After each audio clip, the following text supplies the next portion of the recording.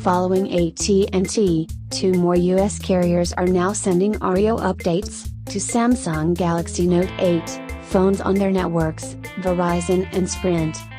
It's a hefty update, over a gigabyte, but it's worth it. It adds features like picture-in-picture, autofill, device maintenance, improved biometrics, better background app management and so on. Besides Android 8.0 Oreo, the update also brings the Samsung Experience version to 9.0. What's your take on this? Do share your views via comment section below. And like always, do not forget to like and share this video and subscribe this channel. I will be back shortly with another news. Till then, have a great time ahead. Bye bye.